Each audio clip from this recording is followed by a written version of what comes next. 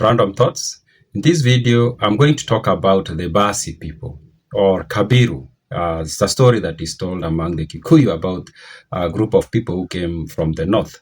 Now, but before I talk about that, someone shocked me in the comment section of one of the videos that I published. Now, there is a video that I published a while back, and I talked about the different clans that are shared among the Luo, Kisii, and the Kalenjin, the Kipsigis in particular. And in that video, I talked about one clan, or I mentioned among many, of course, but there is one clan that I talked about, and that is the clan of the Kisero people.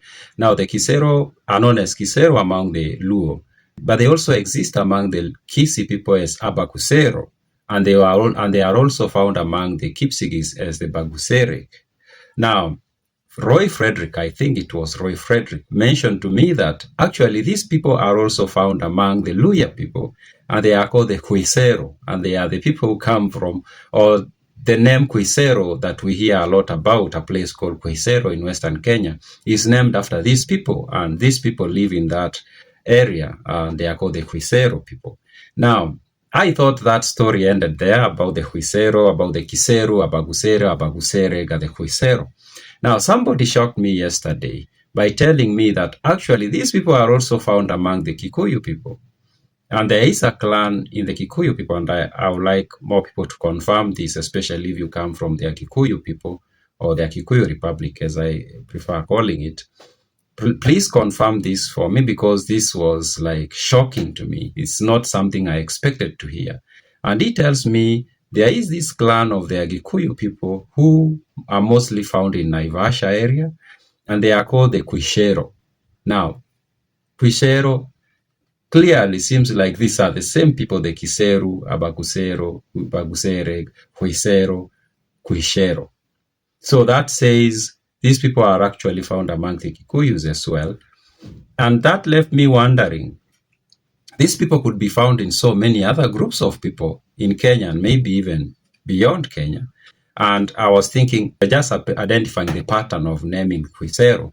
But it's also possible that they are found in other groups, say the Maasai, but they are not called the Kisero, or they don't carry a name that is closely Kisero. Maybe when they went into that group, they were given a different name, or that name was corrupted so much that it doesn't even sound close to Kisero or Bagusere or Kiseru. So if you know more about these people, the Kisero or the Kiseru or Kisheru, especially among the Kikuyu, I'd like to hear more about these people, because I'm finding this to be so interesting. Now, back to the Basi people. Now, there is this story that is told among the Kikuyu. But before I even go to that, I need to mention that this is a conversation, it's basically a continuation of the conversation about the different groups that contributed to or added to what became the Agikuyu Republic. And I did mention that the Agikuyu Republic was a composition of people who came from all over the place. And I mentioned some of them to include the Tagichi, which I said could be the core group. And then there are the Agumba, the Aadi people, the Thirikwa. And then I forgot to mention about the Basi, which is a very critical component of the identity of the Agikuyu people. Now, the Basi is often said that these are the people who came from the north. It's clearly like the consensus is that these people came from the north, the Basi people. Now, the Basi are often also called the Kabiru people. And the story goes that these people came from all the way from Axum or Hakum. This is a story, so it's one of those oral stories. Now, Akum could be Axum, which is, of course, a kingdom that existed in the Abyssinian region. Now, but I have my own reservations as when it comes to whether these people actually came from Axum. It's possible they came from Axum, but it's also possible that they didn't actually come from Axum itself, but maybe regions that were around Axum. And my main point with that, or contestation with them coming from Axum, is that Axum was actually a monarchy. And these people coming to Agikuyu, it seems like if they played a very significant role among the Agikuyu, they likely were more Republican than monarchists. And if you think or stretch it a little bit, you realize that the people who come from the north who are so much Republicans are the Oromo people, the Geda system, remember. So I'm thinking most likely these Basi people or Oromo or a group of people who were more related to the Oromo people. Could be. I'm not sure. This is just speculation, of course. Now, here is a very interesting twist to this story of the Basi people. These people seem like they exist elsewhere besides among the Agikuyu. And it's so interesting, and I would like to hear from my Agikuyu brothers and sisters. I would like to know whether there is a group of people among the Agikuyu today who are called the Basi, like independent of the rest of the Agikuyu identity. I would like to hear about that. And here is why. In other groups outside the Agikuyu, there are people who are called the Basi people.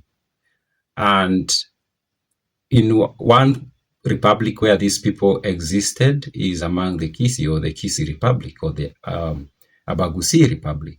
Now, among the Abagusi Republic, they formed one very large group. They are called the Ababasi. Now, Ababasi can be a little bit misleading if you don't understand how that language is used. Among the Kisii, Aba is basically an article. So if you remove the Aba, the article, you remain with Basi. So these are Basi people who are found among the Kisii, and they still exist as a large clan, actually.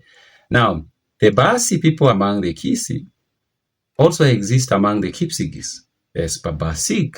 Now, among the Kipsigis, seems like the Kipsigis, they came into the Kipsigis Republic from the Kisii Republic, because then the Kipsigis just adopted the Babasik as the name of these people without realizing the Aba was an article that should have been removed, and then they remained to be Basik or Basi.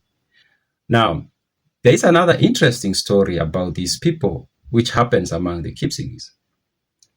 Now, I did a video where I was talking about the Kipsigis clans that likely came from the Somali and the Oromo people. And I mentioned a clan that is called the Kabora clan. And all the Kipsigis will tell you that these people came from the Somali community, the Kabora clan. And that's why they are called Kaboria clan. Now,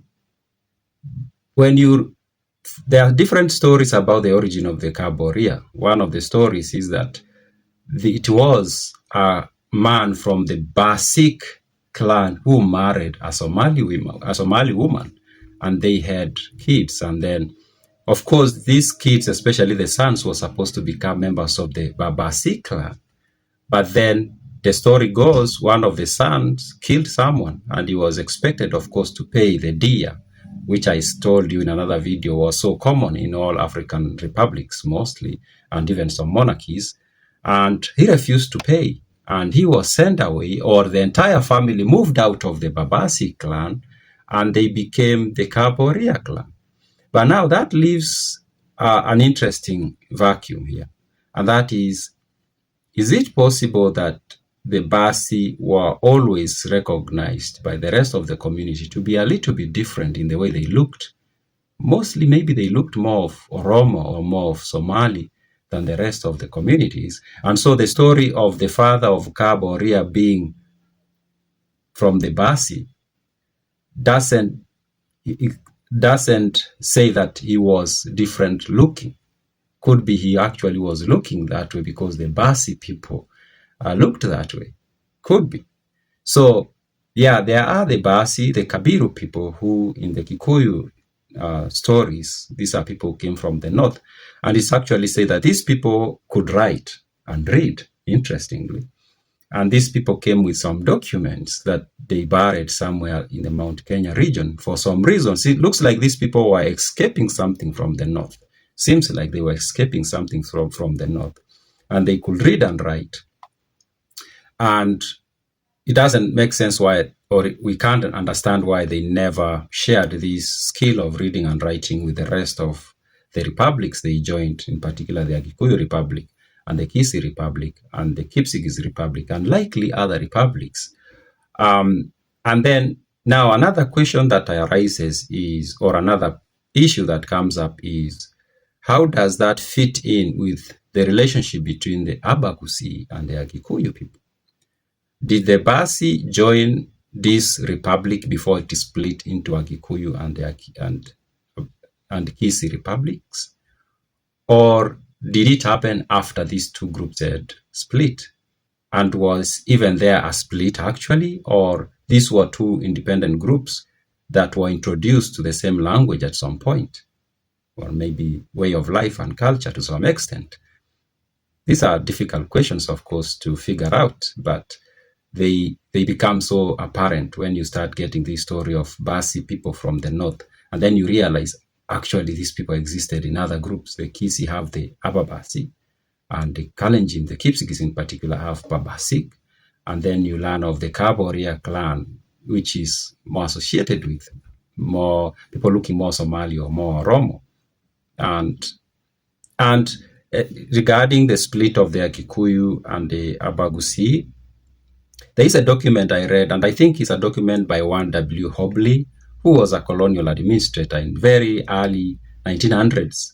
And he writes very interesting tales about the different groups of people, especially people who were found in eastern Uganda.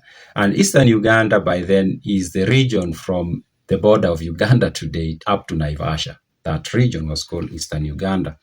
And there is a place, and I think it is this document, or could be another document, I'm not very sure, where he talks about the Kisii people having at some point been residents of the place called Gelegele or Gilgil.